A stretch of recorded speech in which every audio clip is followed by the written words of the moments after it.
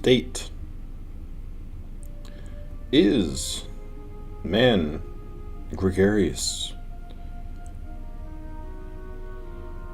in the same sense as other animals are?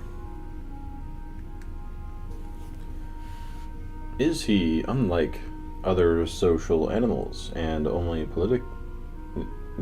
political animal?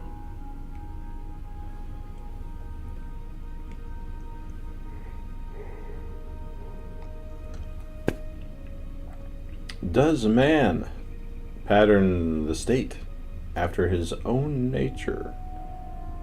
Or does he, in imitation of the angels, try to live up to a city in the skies, a model of rationality, or a utopian illusion? According to the way such questions are answered, different theories of the state develop in the tradition of Western thought. But it is not only the view man takes of his social nature which affects his view of society or the state.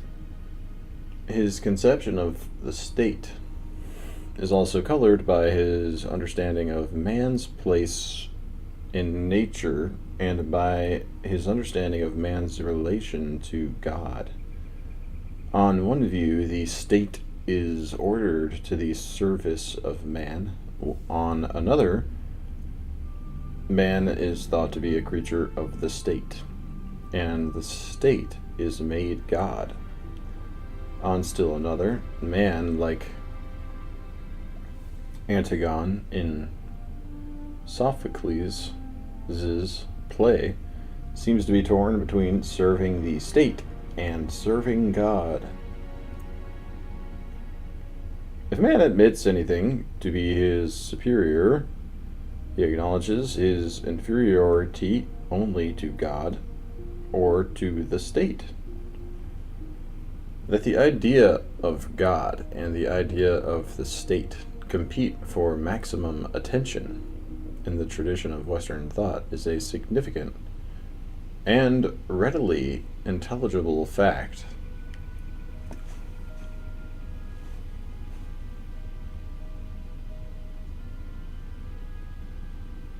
That the word sovereign, which connotes absolute supremacy,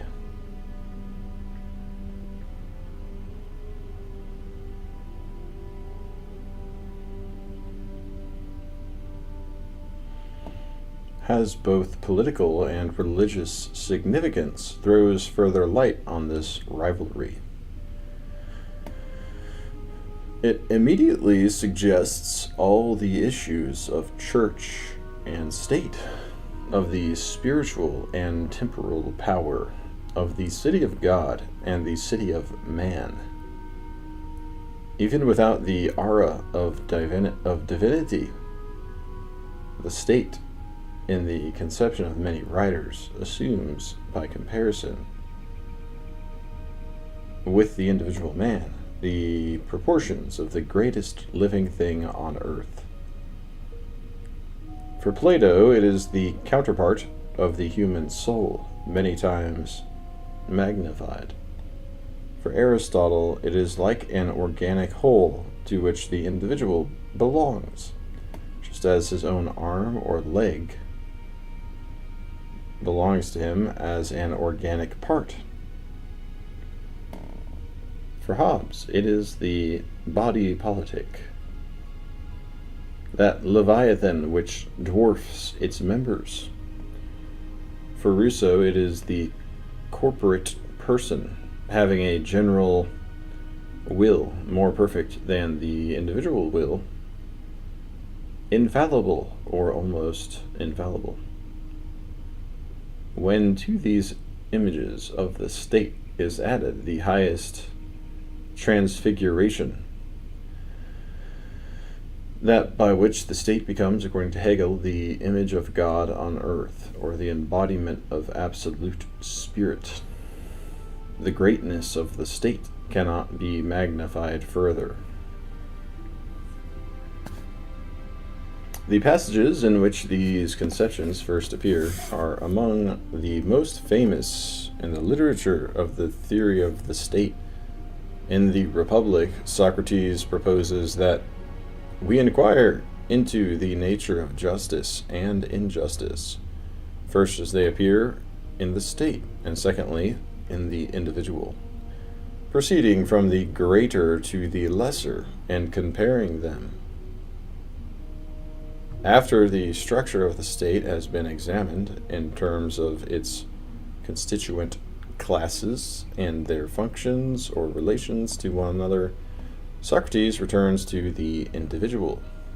You may assume, he says, that he has the same three principles in his own soul which are found in the state.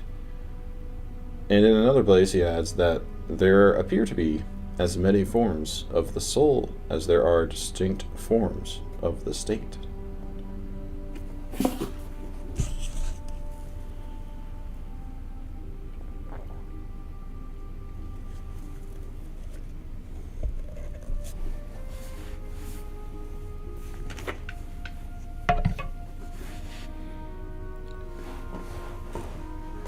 Whereas Plato analogizes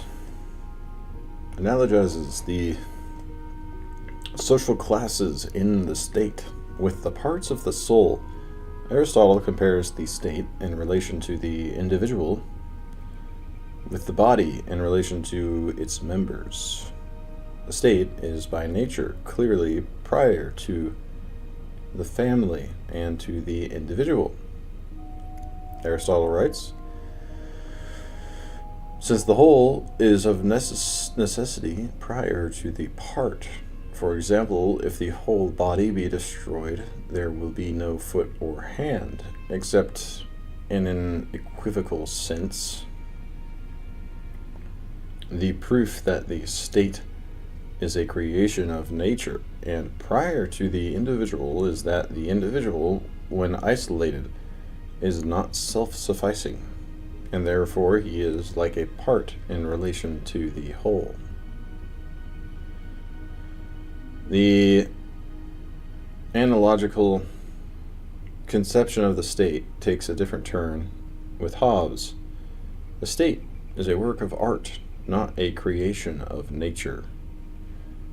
Nature, the art whereby God hath made and governs the world, says Hobbes, is by the art of man, as in many other things. So in this also imitated that it can make an artificial animal. The machines men make, engines that move themselves by springs and wheels as doth a watch, seem to Hobbes to have an artificial life. But art goes yet further, imitating that rational and most excellent work of nature, man. For by art is created that great Leviathan, called a commonwealth or state, in Latin civitas, which is but an artificial man, though of greater structure and strength than the natural, for whose protection and defense it was intended, and in which the sovereignty is an artificial soul, as giving life and motion to the whole body. Hobbes also speaks of the multitude being united in one person as the generation of that great Leviathan, or rather, to speak more reverently, of that mortal God to which we owe, under the immortal God, our peace and defense. It is both divine and human, for that which is compounded of the powers of most men, united by consent in one person, natural or civil, is, according to Hobbes, the greatest of human powers. Rousseau has a number of different names for the moral and collective body, formed by the association of individuals. This public person, he says, formerly took the name city and now takes that of republic or body politic. It is called by its members state when passive, sovereign when active, and power when compared with others like itself. But Rousseau's primary emphasis seems to be upon the personality of the state. It is a corporate person with moral qualities and intellectual faculties. He refers repeatedly to the state as a persona ficta and as a moral person whose life is in the union of its members. Many of these comparisons or analogies recur in Hegel's theory of the state, but for Hegel they are no longer metaphors, they are the elements of a literal definition. The state is an organism, says Hegel. It is the organic whole, no part of which can have a separate life. As occurs with life in the physical organism, he writes, life is present in every cell, and separated from that life, every cell dies. This is the same as the ideality of every single class power and a corporation as soon as they have the impulse to subsist and be independent. It is with them as with the belly and the organism. It too asserts its independence, but at the same time its independence is set aside and it is sacrificed and absorbed into the whole. But the state is not merely a living organism. To the mature state, says Hegel, thought and consciousness essentially belong. As high as mind stands above nature, so high does the state stand above physical life. Man must therefore venerate the state as the divine on earth and observe that it is difficult to comprehend nature.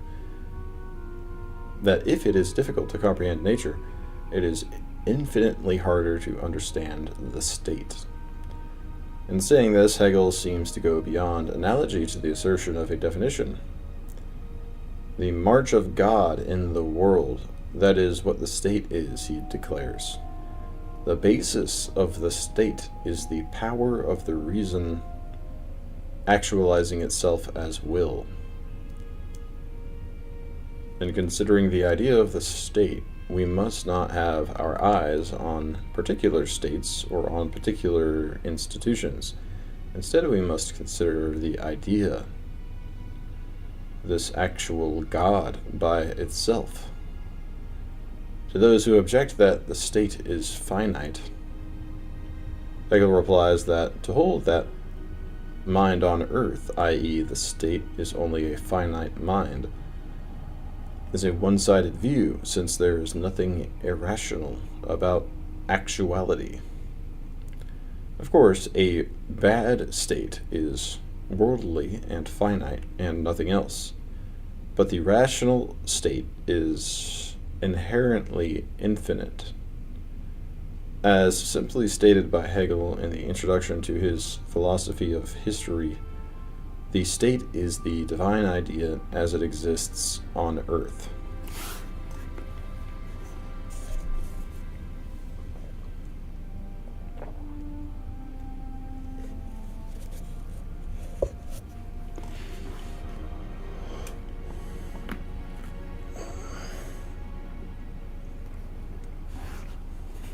The diverse conceptions of the state raise major issues in political theory concerning the origin of the state and the ends it serves, in both of which is involved the problem of the individual's relation to the state. That problem is touched on in the chapter on citizen and wherever the problem of the common good or the general welfare is discussed. Here the question whether the state is made for man or man for the state, whether the state subordinates the individual in every phase of his life, or only in those matters wherein the public welfare takes precedence over private interests, serves critically to test the practical significance of different theories of the state. Here also, questions concerning the relation of the family to the state, discussed from the point of view of the domestic community in the chapter on family, throw light on the nature and origin of the political community. The word community and its synonym society seems to be more inclusive in meaning than state. The family and the state are both communities, associations of individuals for a common purpose and sharing in a common life. The word state is customarily used only for the developed political society, whether a city-state, a feudal state, or a nation-state. The word society usually covers the tribal community, the village, or any community which is politically primitive and has some of the characteristics of a large family.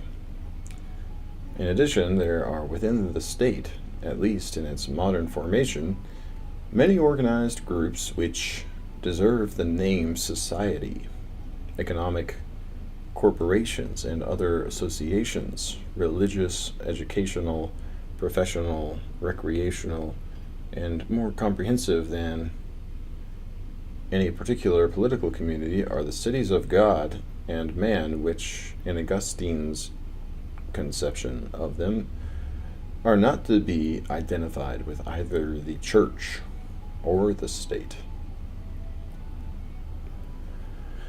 With the rise of the science of sociology in our time, the idea of society has come to be regarded as more general than that of state. But in the tradition of the great books, particularly those of political theory, the state seems to be considered the epitome of human society. All other forms of association are, for the most part, discussed only in their relation to the state, either of the antecedents from which the state develops, or as the subordinate organizations which it includes, or sometimes, as in the case of the church, a distinct but coordinate community. The nature of society in general and the problem of different types of social organization and development are not treated in the great books except in their bearing on the family, the church, or the state. The three communities which seem to be taken as representative or basic. Hence, there is no chapter on society or community as such. What for modern sociology is a unified subject matter here divides into a number of related yet distinct ideas. The domestic community being treated in the chapter on family, the religious community in the chapter on religion, the various forms of economic organization in the chapters on labor and wealth.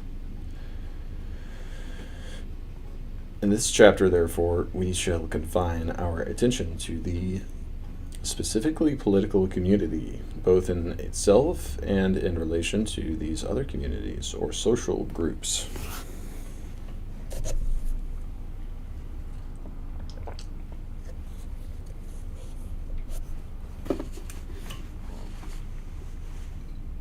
That it is somehow natural for men to associate politically is generally affirmed, even by those who also think the state is artificial or conventional. No one takes either of the possible extreme positions, that the state as a purely voluntary association is without any basis at all in man's nature and needs, or that the state, like the beehive and the ant mound, is purely a production of instinct. Saying that man is by nature a political animal, Aristotle goes on to remark that man is more of a political animal than bees or other gregarious animals. But the difference, Aristotle points out, between man and other social animals may make man the only political animal. It consists in the fact that man, being the only animal endowed with the gift of speech, can communicate with his fellows concerning the expedient and inexpedient, and therefore likewise the just and the unjust. What characterizes human associations, according to Aristotle, is that they are built upon a shared sense of the expedient and the just. Justice, he writes, is the bond of men in states. Hobbes also distinguishes between human and animal societies, but seems to interpret the distinction differently. Bees and ants live sociably one with another, he says, and yet have no other direction than their particular judgments and appetites, nor speech, whereby one of them can signify to another what he thinks expedient for the common benefit, inquiring why mankind cannot do the same. That is, live sociably without government and law. Hobbes offers a number of explanations, of which the last is that the agreement of these creatures is natural. That of men is by covenant only,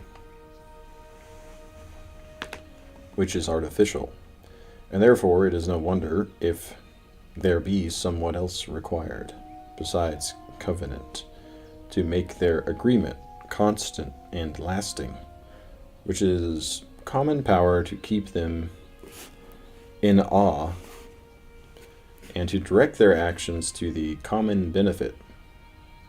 But though Hobbes calls the state artificial because he holds it to be the product of a contract, he does not deny the natural necessity which drives men to the creation of a commonwealth.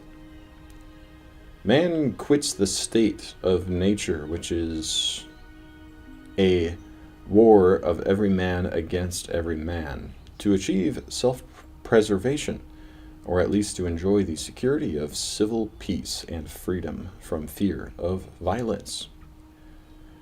As natural as it may be for men to be in that condition which is called war, when they live without a common power to keep them all in awe, it is equally natural, according to Hobbes, for men to seek peace. The passions that incline men to peace are fear of death, desire of such things as are necessary to commodious living, and a hope by their industry to obtain them. And reason suggesteth convenient articles of peace, upon which men may be drawn to agreement. The commonwealth is therefore natural to the extent that man's needs and passions require it, and man's reason recognizes certain natural laws for constructing it.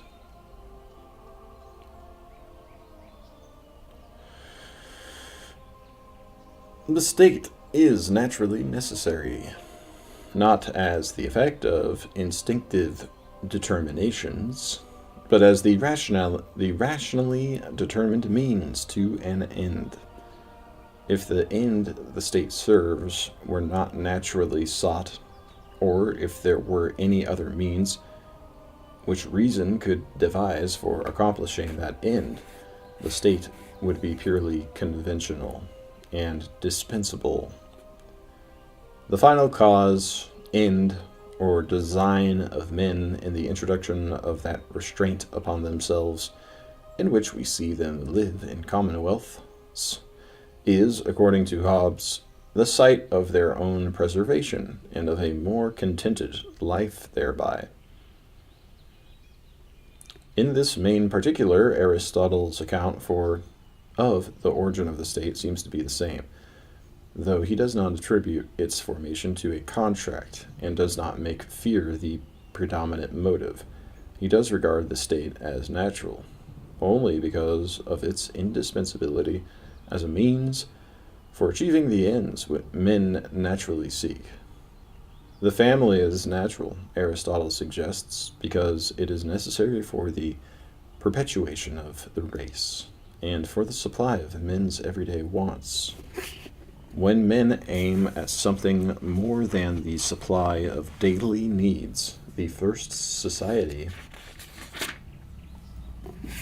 to be formed is the village, normally an association of families, and when several villages are united in a single complete community, large enough to be nearly or quite self-sufficing, the state comes into existence, originating in the bare needs of life and continuing in existence for the sake of a good life. Therefore, if the earlier forms of society are natural, so is the state.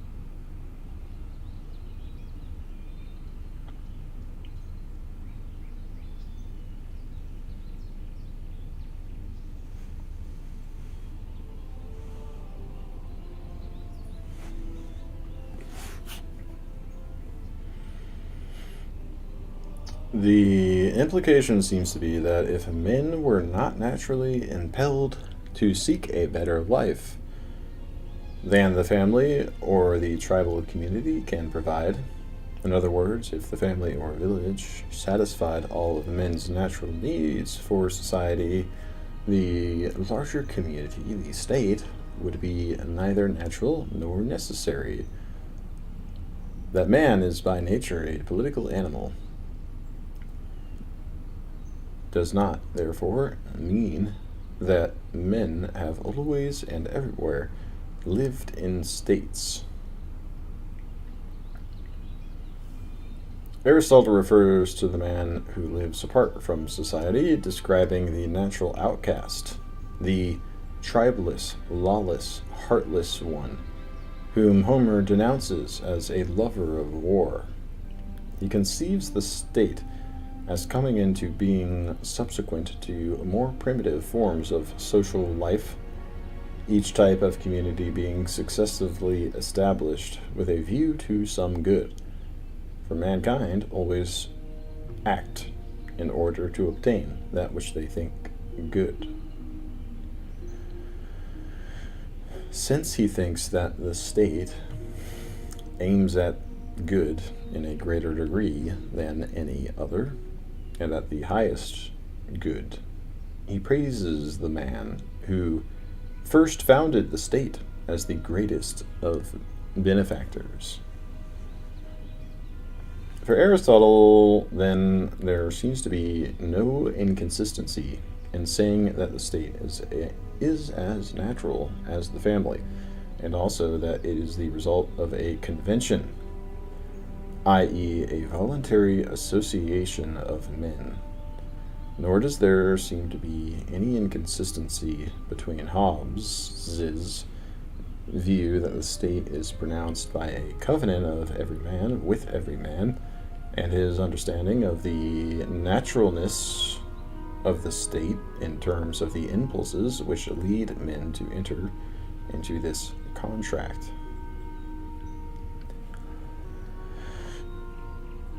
The same double note appears in the account of the state's origin with Locke, Rousseau, which Locke, Rousseau, and Kant give. The issue raised by the contract theory thus seems to turn on the interpretation of the original convention, whether or not it has legal significance and what obligations or limitations it imposes. Where Hobbes, for example, interprets the contract as creating, along with the Commonwealth, a sovereign person having absolute power, Locke seems to make majority rule the legal consequence of the original compact. God designed man for a sociable creature, according to Locke, with an inclination and under a necessity to have fellowship with those of his own kind. Yet, even what he calls the first society between man and wife, Locke says, is made by a voluntary compact. It makes no difference to Locke's theory whether political societies develop by expansion from the family, which he takes to be the normal course of events, or result from a voluntary association of independent men. In either case, political, as distinguished from domestic society, does not begin until every man, by consenting with others to make one body politic under one government, puts himself under an obligation to every one of that society to submit to the determination of the majority. This is done by barely agreeing to unite into one political society, which is all the compact that is, or needs to be, between the individuals that enter into or make up a commonwealth. And thus, that which begins and actually constitutes any political society is nothing but the consent of any number of free men capable of a majority to unite and incorporate into such a society.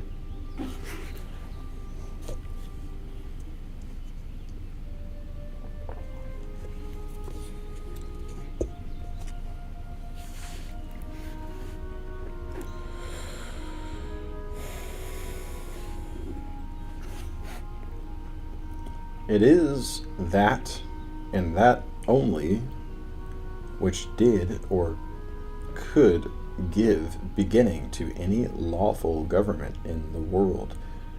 It seems to be equally evident to Locke that absolute monarchy, which by some men is counted the only government in the world, is indeed inconsistent with civil society, and so can be no form of civil government at all. Though Rousseau says that the most ancient of all societies, the family, is the only one that is natural, he qualifies this by adding that it remains natural only so long as the children need the family for their preservation. If the members of the family remain united thereafter, they continue so no longer naturally but voluntarily, and the family itself is then maintained only by convention. By the same criterion, civil society would seem to be natural, at least on Rousseau's own supposition that the obstacles in the way of their preservation in the state of nature are greater than the power of isolated individuals or families to maintain themselves, and so the human race would perish unless it changed its manner of existence. Rousseau, furthermore, explicitly denies the transition from a state of nature to a state of civil society. Rousseau, furthermore, explicitly denies that the transition from a state of nature to a state of civil society can be treated as an historical fact. It is an hypothesis calculated to explain the nature of things rather than to ascertain their actual origin. The social contract, which Rousseau sometimes calls the First Convention, is therefore the legal, not the historical, origin of the state. As he formulates the compact, each of us puts his person and all his power in common under the supreme direction of the general will, and in our corporate capacity we receive each member as an indivisible part of the whole. Though all the qualities of the general will may reside in the majority, so that the general will can be discovered by a majority vote, unanimity is required to create the sovereign body politic with the right as well as the power to compel whoever refuses to obey the general will. Rousseau points out that the law of majority voting is itself something established by convention and presupposes unanimity on one occasion at least. To this extent, Rousseau agrees with Locke about the juridical significance of the original convention or the universal consent which establishes a civil society. And just as Locke calls absolute monarchy inconsistent with the very nature of the state, so Rousseau uses the words republic and body politic interchangeably to be legitimate. He writes, the government must be not one with the sovereign, but its minister. But Rousseau identifies government with the executive rather than primarily with the legislative, as Locke does. He therefore denies that the original convention institutes government as well as the body politic itself. The sovereign having no force other than the legislative power. In consequence, Rousseau and Locke differ somewhat in their discussion of the dissolution of government as distinguished from the dissolution of society, or the death of the body politic. Rousseau regards no law as irrevocable, not excluding the social compact itself, for if all the citizens assembled of one accord to break the compact, it is impossible to doubt that it would be very legitimately broken.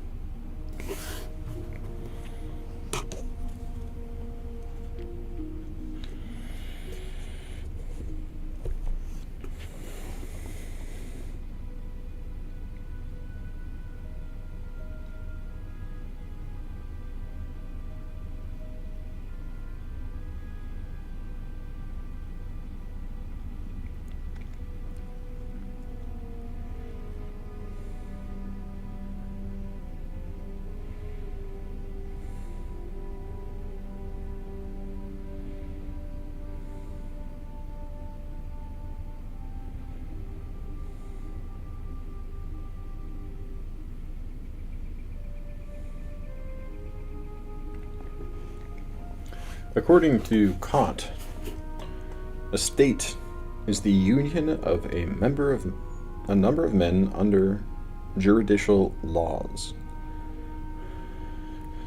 The opposite of the state of nature, in which there is no distributive justice. It is incumbent on men, says Kant, to accept the principle that it is necessary to leave the state of nature in which everyone follows his own inclinations, and to form a union of all those who cannot avoid coming into reciprocal communication, and thus subject themselves in common to the external restraint of public compulsory laws.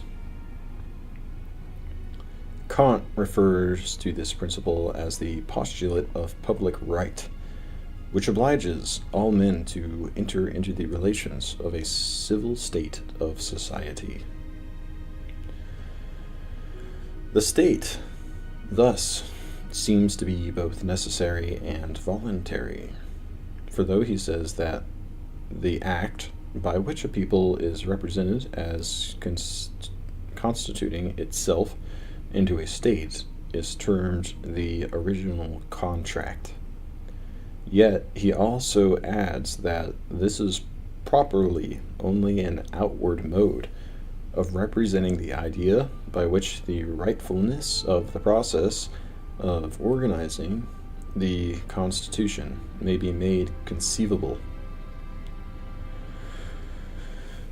Against all these notions of the original contract, Hegel, criticizing Kant's treatment of marriage under the concept of contract, says that it is equally far from the truth to ground the nature of the state on the contractual relation with whether the state is supposed to be a contract of all with all, or of all with the monarch and the government. Contract, according to Hegel, belongs to the sphere of relationships concerning private property generally. Hence, the intrusion of the contractual relation into the relation between the individual and the state has been productive of the greatest confusion in both constitutional law and public life.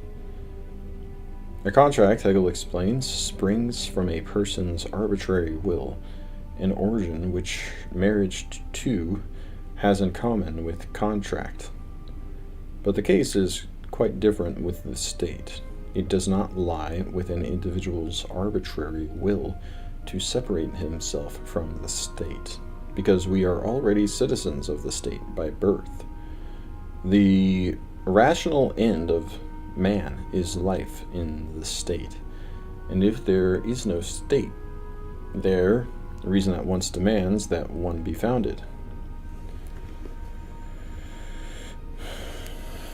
Permission to enter a state or leave it must be given by the state. This then is not a matter which depends on an individual's arbitrary will, and therefore the state does not rest on contract, for contract presupposes arbitrariness. It is false to maintain that the foundation of the state is something at the option of all its members. It is nearer the truth to say that it is absolutely necessary for every individual to be a citizen. Hegel dismisses all questions concerning historical origins in general or particular as no concern of the idea of the state. In the idea itself, its antecedents are to be found. The family and civil society are the earlier logical moments in the development of the idea of the state. Civil society, Hegel writes, is the state of difference which intervenes between the family and the state, even if its formation follows later in time than that of the state.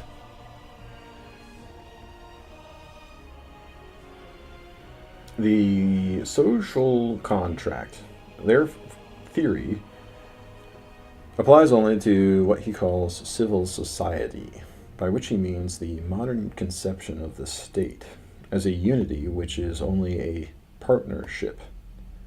Many modern constitutional lawyers, Hegel goes on, have been able to bring within their purview no theory of the state but this.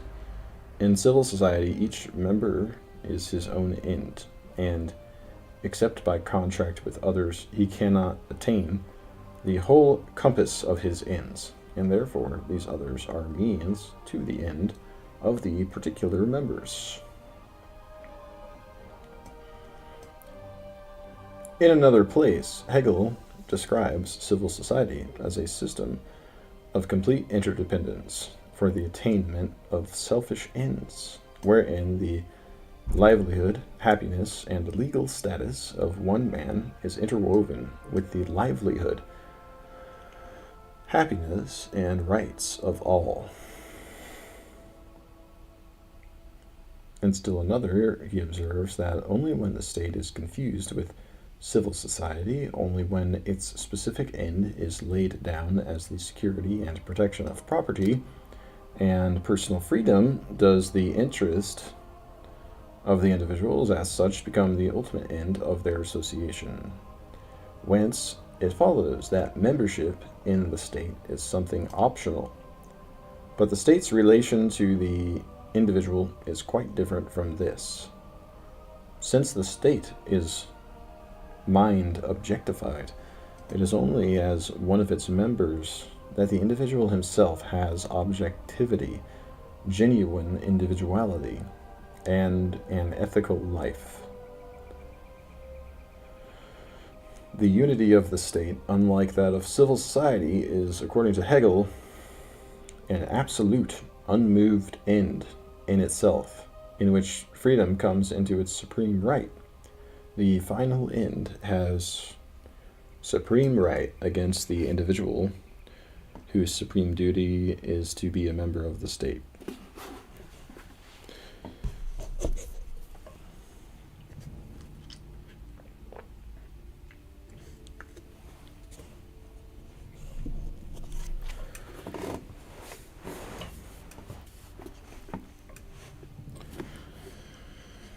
It does not seem to be an inevitable corollary of the social contract theory that the state be conceived as serving the private interests of individuals.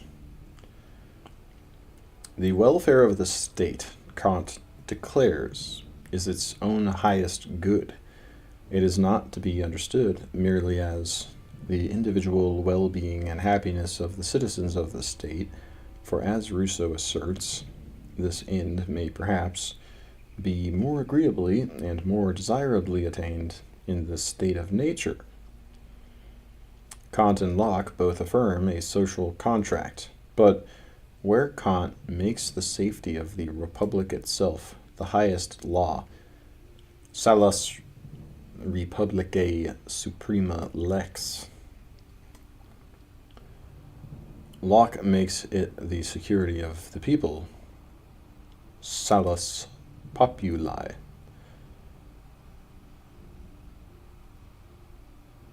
The reason why men enter into society is the preservation of their property, writes Locke. The property of the individual is insecure in a state of nature.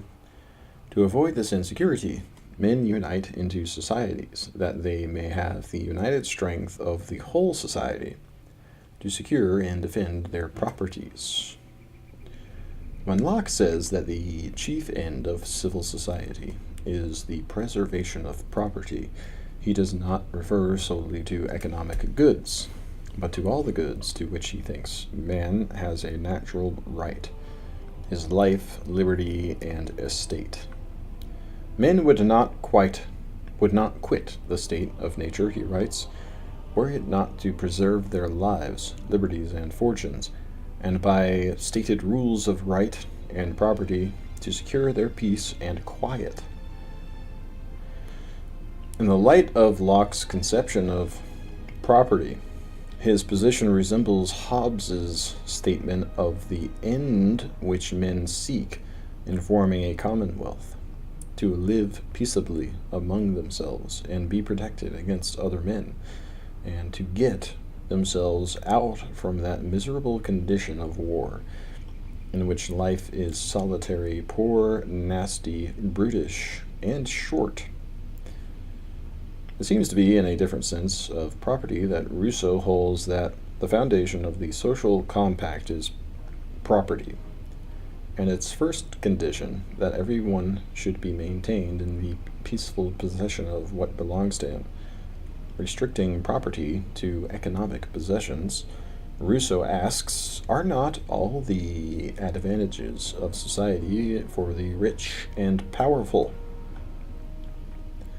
Society, he observes, provides a powerful protection for the immense possessions of the rich, and hardly leaves the poor man in quiet possession of the cottage he builds with his own hands. This and Adam Smith's statement that civil government, so far as it is instituted for the security of property, is in reality instituted for the defense of the rich against the poor, or of those who have some property against those who have none at all, seem to anticipate the Marxist view of the state as the bulwark of property rights and an instrument of class oppression.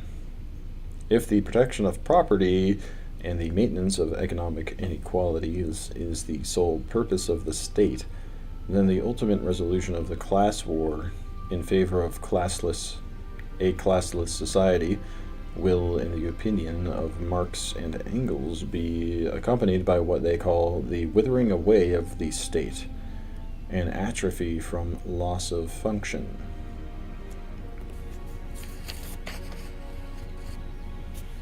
But even in a classless society, the state would not cease to function if its end were to secure not merely the individual's wealth, but his whole well-being.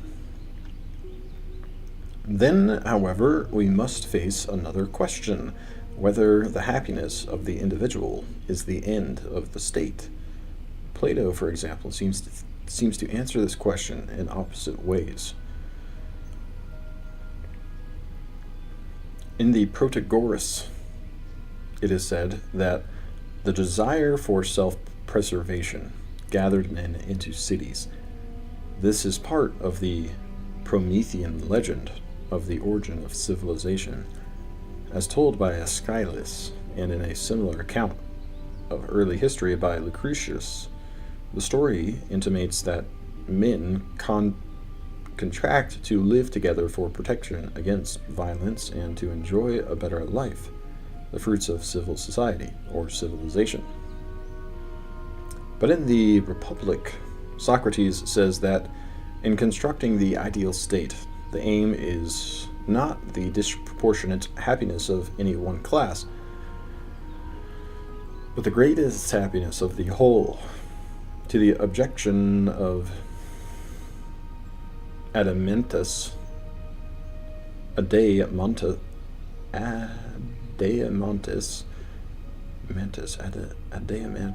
that the citizens may be miserable in such a state, Socrates replies that we must consider whether we would look to their greatest happiness individually, or whether this principle of happiness does not rather reside in the state as a whole.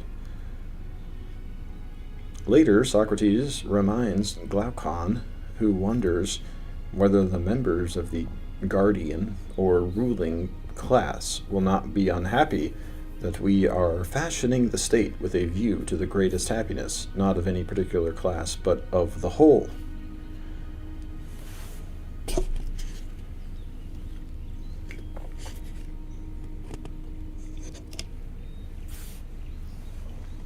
Aristotle criticizes Socrates for depriving even the guardians of happiness, and for saying that the legislator ought to make the whole state happy.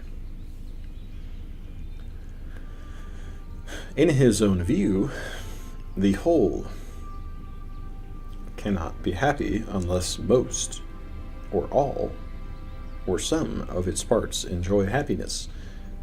In this respect, happiness is not like the even principle in numbers, which may exist only in the whole, but in neither of the parts. When Aristotle asserts that the state exists for the sake of a good life, he seems to have the happiness of individuals in mind, for he excludes slaves and brute animals from membership in the state on the ground that they can have no share in happiness or in a life of free choice. But Aristotle also seems to give the state preeminence over the individual, even if the end is the same for a single man as for a state. He writes, that of the state seems at all events something greater and more complete, whether to attain or to preserve. This does not seem to him inconsistent with thinking that form of government is best in which every man, whoever he is, can act best and live happily. Nor is Hegel reluctant to embrace both horns of the dilemma. Civil society, rather than the state, in its perfect realization, seems to be devoted to the attainment of selfish ends, such as individual happiness. But Hegel also says it is perfectly true that the end of the state is the happiness of the citizens. If all is not well with them, if their subjective aims are not satisfied, if they do not find that the state as much is the means to their satisfaction, the state as such is the means to their satisfaction, then the footing of the state is itself insecure.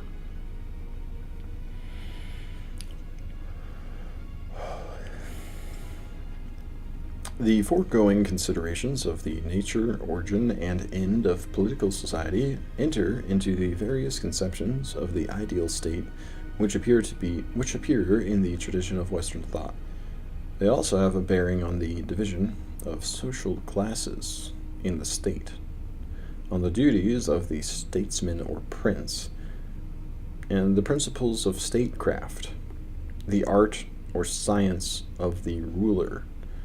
Finally, they have implications for the relation of states to one another and for the different historic formations of the state. All the modern writers who make some distinction between the state of nature and the state of civil society seem to agree that independent or sovereign states, in their relation to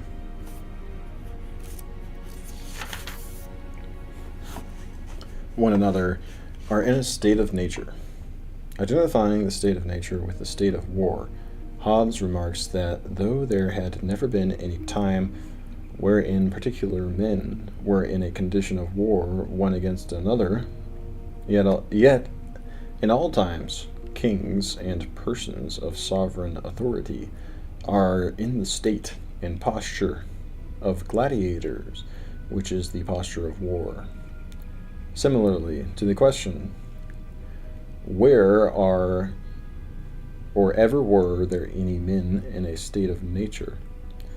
Locke replies, all princes and rulers of independent governments all through the world are in a state of nature, because bodies politic remain in a state of nature among themselves. They experience, according to Rousseau, all the inconveniences which had obliged individuals to forsake it. With the same intent, Montesquieu observes that princes who live not among themselves under civil law are not free. They are governed by force. They may continually force or be forced.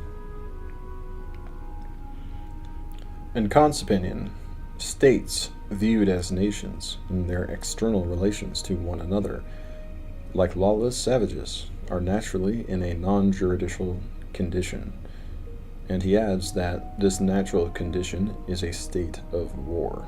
Similarly, Hegel writes that since the sovereignty of a state is the principle of its relations to others, states are to that extent in a state of nature in relation to each other.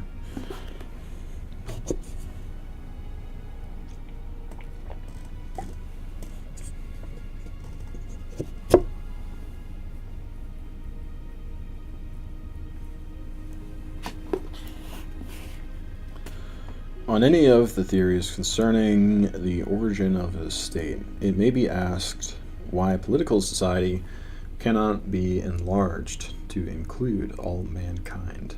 If, for example, in Aristotle's view, the state is a union of villages, as the village is a union of families, why may not a further explanation of political society be brought about by a union of states? The question is not simply one of geographical limits or extent of population. The modern national state, though normally larger than the ancient city-state, remains an individual state and in the same external relationship to other states. Even the expansion of a city-state like Rome, at the greatest extent of its imperial domain, does not exemplify the principle of the world state unless it is proposed that the political unification of mankind be brought about by conquest and maintained by despotism. Though Aristotle describes the state as formed by a combination of villages, he does not propose a combination of states to form a larger community. His reason may be that the essence of the state lies in its self-sufficiency. Consequently,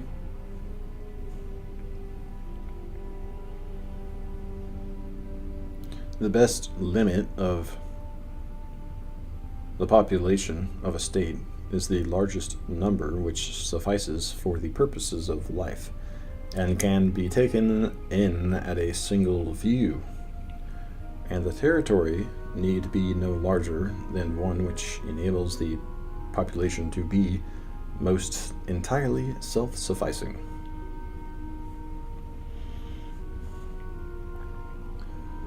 The moderns, in contrast, propose the expansion of the political community by the amalgamation of separate political units.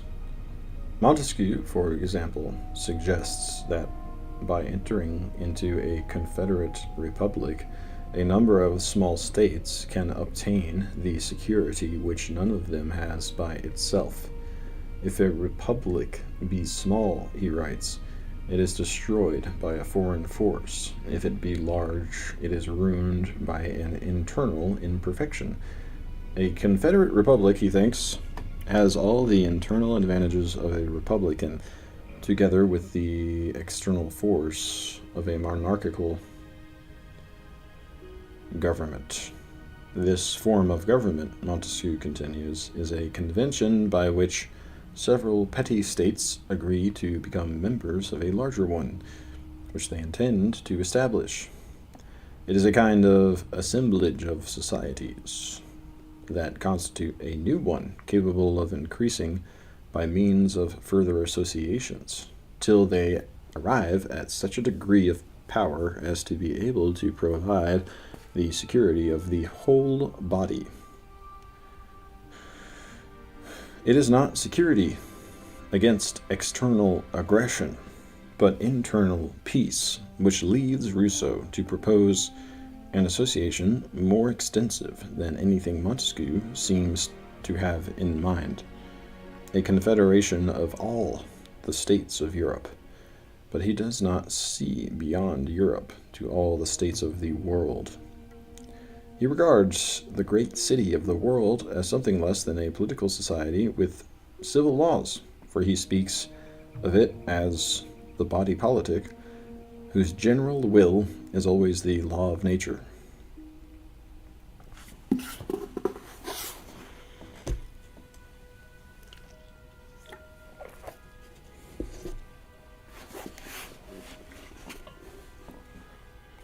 Nor are the American Federalists, Hamilton, Madison, and Jay, able at the end of the 18th century to envisage the unlimited extension of the principle of federal union.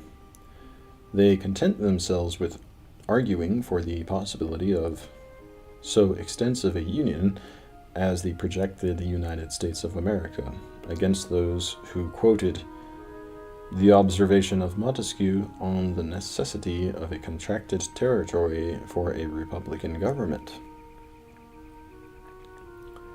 Before our own day, Kant alone seems to contemplate the possibility of a world state through federal union. The cosmopolitical ideal, he says, is a universal union of states analogous to that by which a nation becomes a state. The postulate of reason which obliges men to quit the state of nature and form a civil union applies to states as well. The natural state of nations, as well as of individual men, Kant writes, is a state which is a duty to pass out of in order to enter into a legal state. But the ideal is impracticable, in Kant's opinion, again, because of the supposed limits of government with respect to extended territories and populations. With the too great extension of such a union of states over vast regions, any government of it, and consequently the protection of its individual members, must at last become impossible. Kant therefore proposes as an alternative a permanent Congress of Nations, but one which, being a voluntary combination of states, would be dissolvable at any time, a mere league or confederacy, and not such a federal union as is embodied in the United States of America, founded upon a political constitution and therefore indissoluble. The further implications of Kant's proposal, the alternative it replaces, and Hegel's objections to either, are discussed in the chapter on War and Peace. Here it seems appropriate to conclude with that vision of the world state which appears early in the tradition of the great books.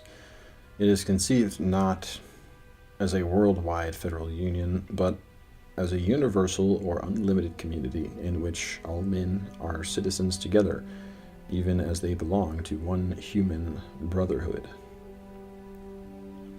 If our intellectual part is common, argues the philosophical Roman emperor Marcus Aurelius, the reason also in respect of which we are rational beings is common. If this is so, common also is the reason which commands us what to do and what not to do. If this is so, there is a common law also. If this is so, we are fellow citizens. If this is so, we are members of some political community. If this is so, the world is in a manner a state. Centuries later, Dante, in the first book of his De Monarchia, recaptures the ancient vision of the world state. Because a plurality of authorities is disorder, authority must be single, and therefore, Dante argues, world government is necessary for the well-being of the world. It must be conceived as governing mankind on the basis of what all have in common. By that common law, it leads all toward peace.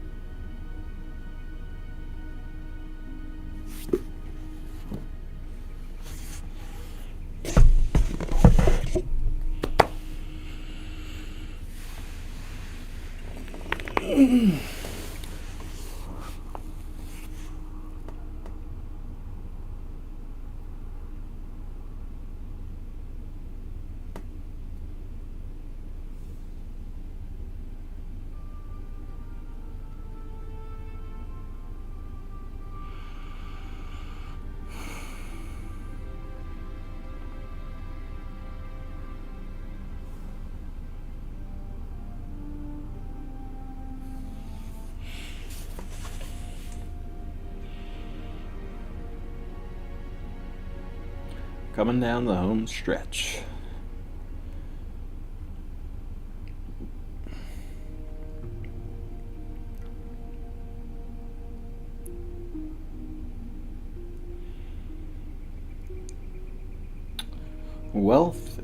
Wealth and world are a little bit longer. I think world is like 12 and a half pages. Wealth is like 11 and a half, something like that. I don't know if I want to read those during the week. Might read those over the weekend. And then I only have 3 more. Astronomy and Law, like I keep saying, I already read, but I'm going to read those again since they were streamed to a different channel that was not a YouTube channel, so the VODs are gone.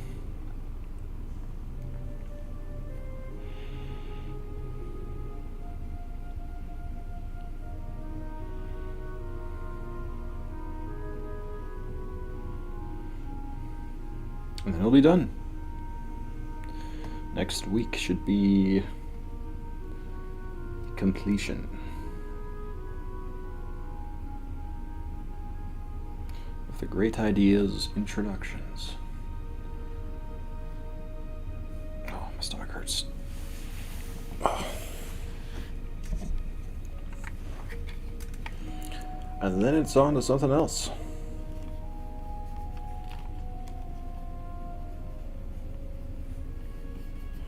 Where's my mouse?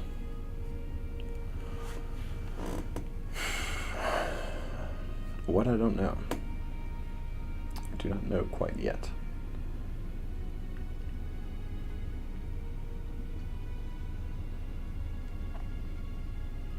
Maybe Don Quixote. Again. I don't have an audio version of myself reading that.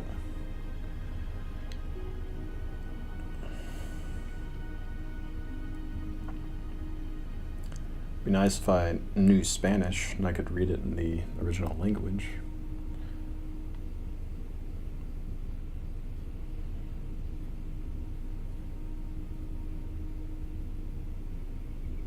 I like whatever book puts me in the mindset that I want to be in. I don't really care about education, only in as far as it enables me to more easily control my own mindset.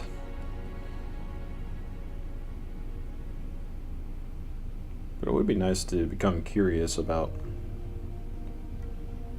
the world and what's written in all these books, I think. What's going on? Why isn't that staying connected?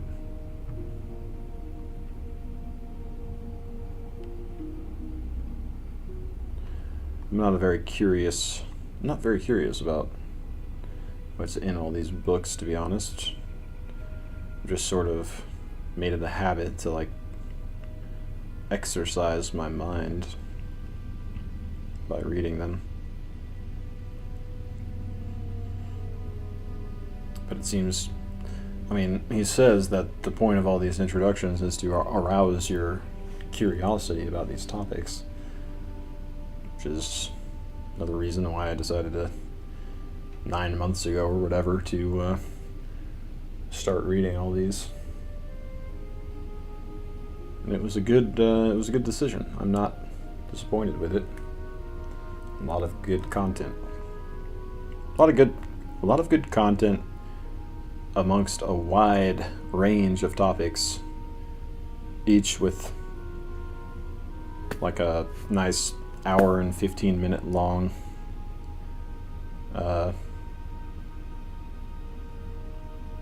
morning stream duration. If I pick up something else, it's going to be like a different format, and I'm going to have to like decide, oh, okay. It's going to have to like bookmark myself a lot more often. So I probably won't end on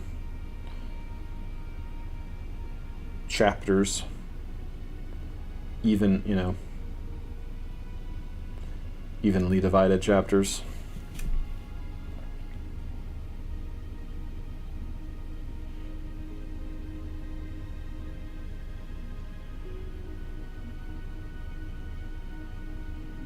It is, I think when you're young, you have like a natural curiosity about things.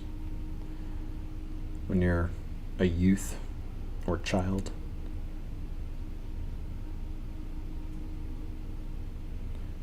And that's why it's good to shouldn't.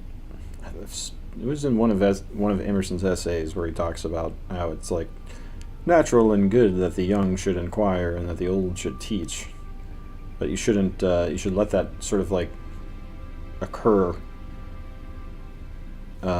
organically instead of like putting children in classrooms and forcing them to, because they want to learn about all kinds of stuff. But when you put them in a classroom and force them to focus on all this like random stuff that they're actually not curious about, it probably has the effect of killing their curiosity on other things because they're just sick of instruction.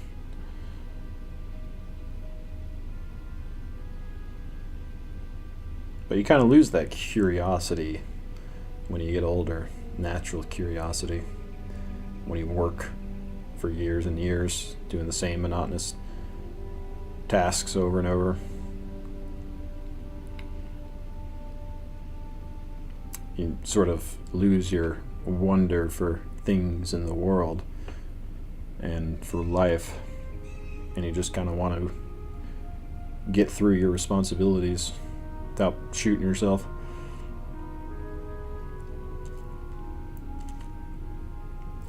But I feel like if you make an effort to study, which I've been doing for a while in my life, off and on, not super consistently, you can rekindle that curiosity about things, wanting to know what other men have done throughout history, what other people are doing in the world in the present.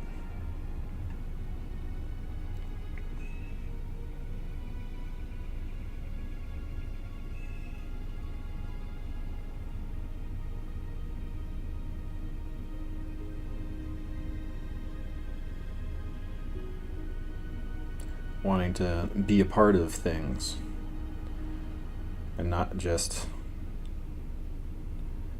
make more money however you can so you can finally stop working, or you can finally like build up your conditions around yourself to where working is tolerable because your time off work is so comfortable or enjoyable for whatever reason. People should want to live, not just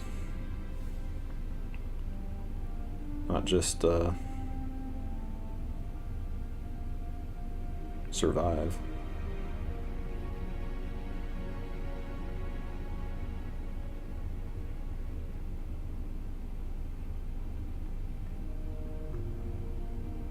That's what draws me to literature, to the great literature and the great books of the Western world,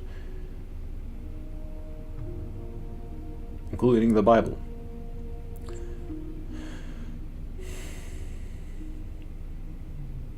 The Bible probably being the most potent and powerful of all the books. Sort of reconfigure your mind in a way that has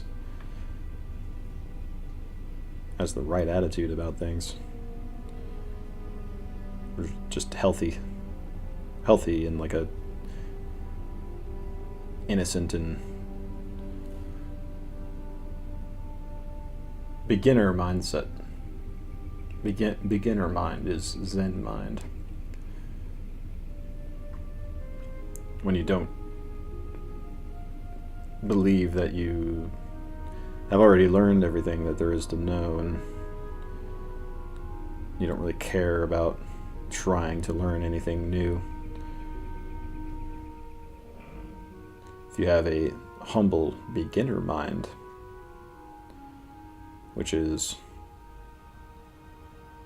appropriate to a mortal man at all points in his life, forever, in relation to God, then you're constantly realizing new things and are amazed by it, the way a child is amazed by things that he learns.